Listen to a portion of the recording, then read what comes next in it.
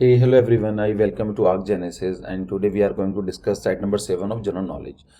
तो पहला question discuss कर लेते हैं। पहला क्वेश्चन है कि most common would use for construction of window is.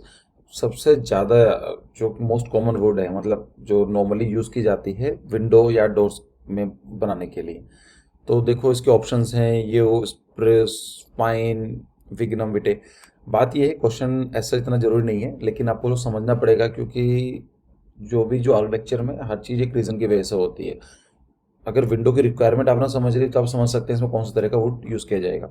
First of all देखते हैं कि वुड को हम दो पार्ट में डिवाइड कर सकते हैं depending on their quality. Like hardwood हो सकती है, सॉफ्टवुड हो सकती है, तो पैरामीटर पर डिपेंड करता है कितनी चीज़ निकल सकती है। हम ये भी कर सकते हैं कौन सी चीज़ सस्ती है, कौन सी लाइक एक्सपेंसिव है। So we can divide the wood on their economic value. तो ये भी चीज़ हो सकती है। कई सारी चीज़ें और भी हो सकती है, लोकली अवेलेबल या फिर इम्पोर्टेड, या तो डिपेंड करता है। अगर हम बात करें क्वालिटी के ऊपर लिखे तो हार्डवुड हो सकती है और सॉफ्टवुड होती है। देखो hardwood are commonly use in construction of wall, ceiling and floor. अगर हम बात करें जो हार्डवुड होती है, हार्डवुड का मतलब होता है कि जो उसकी वुड होगी काफ़ी हार्ड होगी, काफ़ी टाइम लगेगा उसको बनने में और थोड़ी महंगी आती है। उसका यूज़ किया जाता है कंस्ट्रक्शन ऑफ वॉल, मतलब जहाँ पर लोड बेयरिंग वॉल्स होती हैं, ठीक है, सीलिंग, फ्लोर। और जो सॉफ्टवुड बनाया जाता है वो बनाया जाता है डोर्स का, फर्नीचर का, विंडो का, क्योंकि उसमें ज़्यादा लोड होता नहीं है। Some examples of the most popular hardwood is oak, maple, mahogany, cherry, walnut and teak. और सॉफ्टवुड के जो एग्जाम्पल हैं पाइन, क्रीप, beech, ash, birch and cedar. तो अगर क्वेश्चन आता है कि इसका ऑप्शन समझ लो पहले क्या है, तो इसका क्लियर हो जाएगा, pine is the right option. लेकिन हार्डवुड और सॉफ्टवुड में समझ लो कि फ़र्क क्या होता है। ये एंजियोस्पर्म होते हैं और ये जिम्नोस्पर्म होते हैं। सॉफ्टवुड फ्रॉम जिम्नोस्पर्म्स और हार्डवुड जो होते हैं एंजियोस्पर्म्स होते हैं। तो बाकी इसको पढ़ लेना बायोलॉजी में क्या होता है, नहीं होता तो गूगल कर लो यार, ज़्यादा टाइम नहीं लगेगा आपको। इट इज़ हार्ड, तो जैसे हार्डवुड से नाम से क्लियर है, हार्ड होता है, डेंस होता है, हैवियर होता है और आसानी से नहीं टूटता है। ये लाइट होती है सॉफ्टवुड, और it tend to split more easily and easy to cut with cutting tools. और उसको बनाना आसान होता है, करना आसान होता है। अगर कुछ लोग फर्नीचर में कुछ कार्विंग करते हैं तो नॉर्मली स्टार्टिंग में इसको सॉफ्ट वुड ही पसंद करते हैं क्योंकि उस पर कार्विंग ईजी होती है। Most wastage is hardwood trees does not grow straight. इसमें क्या होता है, जो ट्रीज होते हैं हार्डवुड के वो कुछ इस तरह से जाते हैं, लाइक समझ रहे हैं आप, जैसे मान लीजिए प्लांट है ये, अब आपको एक कुछ निकालना है स्लैब यहाँ से, तो क्या होगा, आपने यहाँ से कटिंग कर दी तो ये वाला स्पेस वेस्ट हो जाएगा, स्ट्रेट नहीं जाते हैं। जबकि सॉफ्टवुड होते हैं वो नॉर्मली इस तरह से जाते हैं, तो उन्हें कटिंग थोड़ी इजी होती है ना, less expensive. Trees tend to grow straight, ठीक है। जो होते हैं सॉफ्टवुड वो थोड़े सस्ते होते हैं in comparison of hardwood. Hardwood trees grow at a slow pace at compare to the softwood. तो इसको 10 साल लगेंगे मैच्योर होने में, तो ये 5 साल में हो जाएगा। सो कॉमन एग्जांपल यहाँ पर आ गए हैं। इसको फायर जल्दी से नहीं लगती है, सॉफ्टवुड को फायर बहुत जल्दी लग जाती है। अगर आप बोन फायर करते होंगे ऐसे विंटर्स में दिल्ली की तरफ या फिर नॉर्दर्न इंडिया की तरफ, तो वहाँ पर सॉफ्टवुड ज़्यादा पसंद की जाती है क्योंकि it is easy to fire. It is use to produce high durable and high quality furniture. अगर आपको हार्डवुड यूज़ कर रहे हैं, एक्सपेंसिव मटेरियल यूज़ करेंगे, इसका मतलब क्या है कि उसकी ड्यूरेबिलिटी ज़्यादा दिन रहेगी, क्वालिटी भी अच्छी होती है और हाई क्वालिटी फर्नीचर बनाया जाता है। इसमें नॉर्मली इस तरह का होता है, विंडोज, डोर्स, फ्रेम। यहाँ पर medium density fibre board paper सिर्फ उस काम के लिए बनाया जाता है कि सिर्फ देखने के लिए, उस पर लोड वगैरह नहीं दिया जाता है। एक आता है कि देखो वुड कंस्ट्रक्शन का फ़ायदा क्या होता है। फर्स्ट ऑफ ऑल वुड की थर्मल प्रॉपर्टी बहुत अच्छी होती है। थर्मल प्रॉपर्टी का मतलब क्या होता है कि the ability to transfer the heat, तो अच्छी होती है, जल्दी गर्म जल्दी ठंडी नहीं होती है। रेसिस्टेंट टू हाई टेम्परेचर, तो ज़्यादा गर्मी होगी तो उसको कंट्रोल कर लेती है। स्टील की तरह नहीं है कि एकदम गर्म होगा दूसरा पार्ट भी एकदम गर्म हो जाता है, ऐसा नहीं है।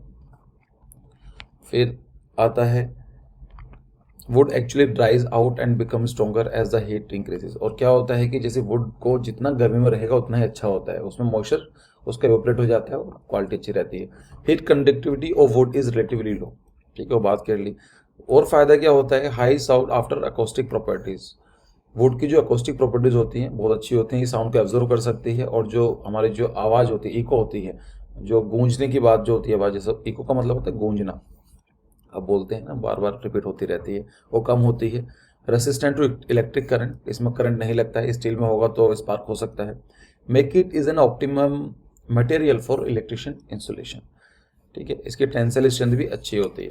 तो बाकी हम बात करें, देखने में अच्छी लगती है, टेंसाइल स्ट्रेंथ अच्छी होती है, इंसुलेटिंग क्वालिटी होती है, और उसको फैब्रिकेशन मतलब बनाना काफ़ी ईजी होता है। जैसे अगर अभी देखते हैं तो ये यहाँ वुड का यूज़ किया गया है, वुड प्लस सीमेंट। मेरे हिसाब से आई लव दिस कॉम्बिनेशन, मतलब मेरा फेवरेट है कि रो सीमेंट एंड वुड। जैसा आप ये देख सकते हैं इन सब चीज़ों का जैसे नॉर्मली टेबल बनाई गई है। अगर आप इंटीरियर देखना चाहते हैं, आर्किटेक्चर के थ्रू देखना चाहते हैं, तो आई लव दिस डिज़ाइन, जिसके अंदर सीमेंट को जैसे होता है ना, रो सीमेंट को छोड़ देना और वुड के साथ combination. I love this perfect, I feel this is the perfect combination as per my idea और टेस्ट बोल सकते हैं। हर आर्किटेक्ट का अलग अलग टेस्ट होता है, किसी को कोई चीज़ पसंद आती है। सेकंड क्वेश्चन है, which of the percentage of GST charge for architectural project in India. GST का मतलब होता है goods and service tax, goods and service tax. तो यहाँ पर कितने परसेंटेज लगता है आर्किटेक्चरल प्रोजेक्ट्स के लिए, तो इसमें लगता है 18%। तो यहाँ पर लिखा गया है 18%, मतलब जो भी हम क्वालिटी वगैरह प्रोवाइड करते हैं, ठीक है। फिर अभी क्वेश्चन हो सकता है, देखो जीएसटी टैक्स का मतलब क्या होता है। टैक्स दो तरह का हो सकता है, एक होता है डायरेक्ट टैक्स, एक होता है इनडायरेक्ट टैक्स।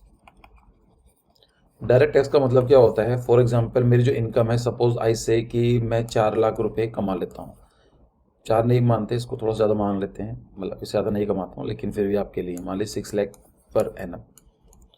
तो गवर्नमेंट ये बोलती है कि अगर आपकी इनकम 5 लाख से ज़्यादा है तो आपको टैक्स पे करना पड़ेगा।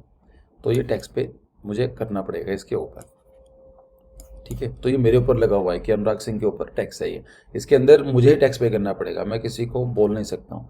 इनडायरेक्ट टैक्स के अंदर क्या होता है कि टैक्स का जो बर्डन है शिफ्ट किया जा सकता है किसी चीज़ के ऊपर। एक एग्जांपल लेके चलते हैं, यहाँ पर क्या है, आर्क जेनेसिस है। अब आर्क जेनेसिस क्या करता है, मान लीजिए मटेरियल क्लासेस जो हमारे जो बैच है, जो कॉम्प्रिहेंसिव प्लान है, वो हम सेल करते हैं। गवर्नमेंट ये बोलती है कि आपको 18% वैट देना पड़ेगा या जीएसटी देना पड़ेगा।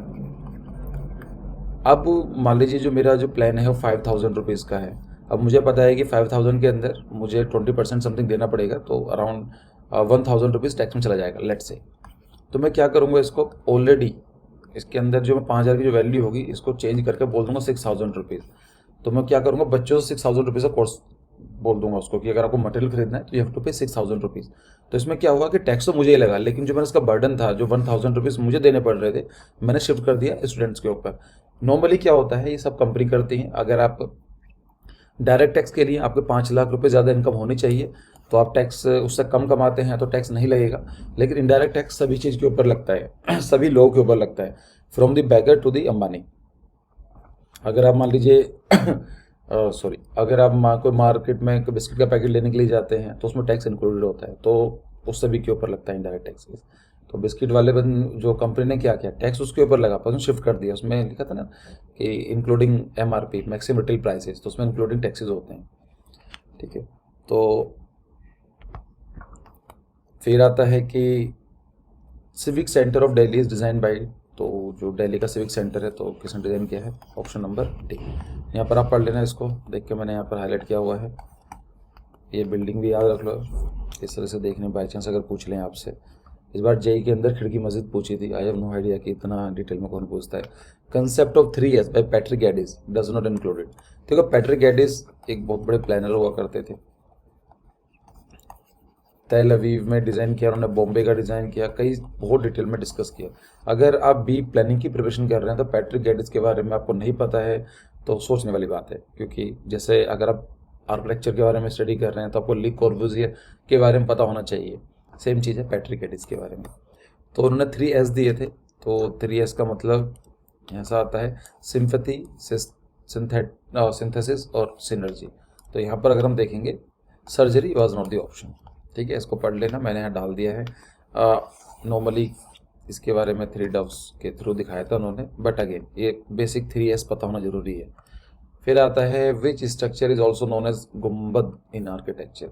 गुम्बद के लिए क्या वर्ड यूज़ किया जाता है, तो गुम्बद वॉल तो नहीं बोलते हैं, डोर्स नहीं बोलते हैं, डोम या ट्रस, तो dome is the right option, आपने देखा होगा, दिस इज गुम्बद।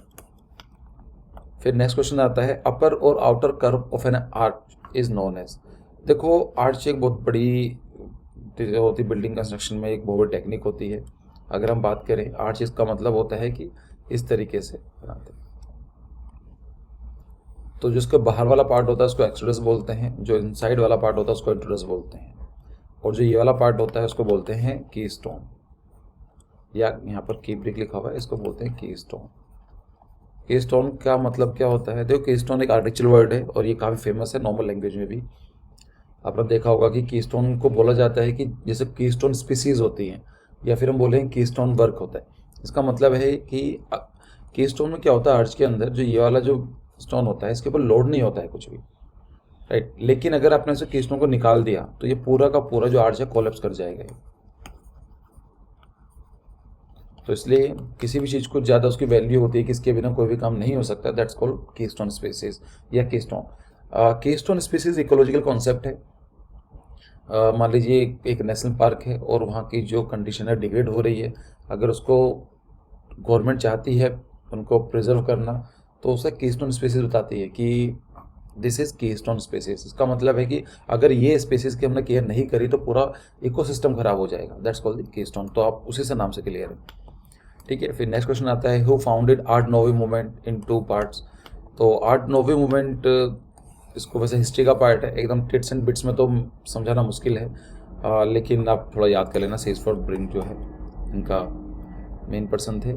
सो art nouveau represent the beginning of the modernism in design.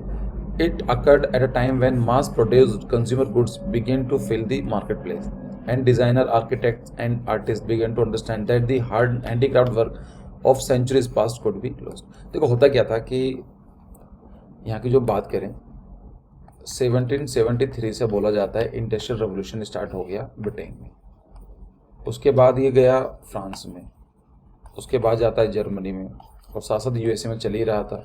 और इंडिया के अंदर इंडस्ट्रियल रेवोल्यूशन आता है 1950s के बाद, उसके बाद में 1960s के बाद ही बोलेंगे, इंडिया आज़ाद होने के बाद। तो जब मास प्रोडक्शन में क्या होता है कि एक ही डिज़ाइन काफ़ी लगातार चलता है, जैसे आप प्रिंटिंग प्रेस के बारे में बात करेंगे, तो वहाँ पर लोगों को ये चीज़ रियलाइज़ होने लगी कि इंडस्ट्रियल रेवोल्यूशन की वजह से नुकसान क्या हो रहा है, सामान तो अच्छा बन रहा है बट जो लोकल हैंडीक्राफ्ट वाला मटेरियल था वो ख़राब हो रहा है।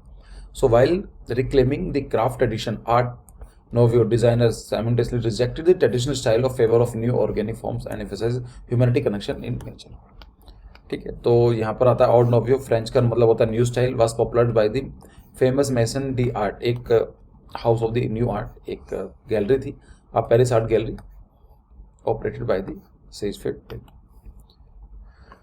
ठीक है। अगर हम थोड़ा सा और डिटेल में जाएं तो art nouveau art and architecture flourish in major cities. तो 1890 से लेकर 1914, मतलब 1914 का मतलब होता है world war 1, 1914 to 1918 world war चला था पहला वाला, ठीक है।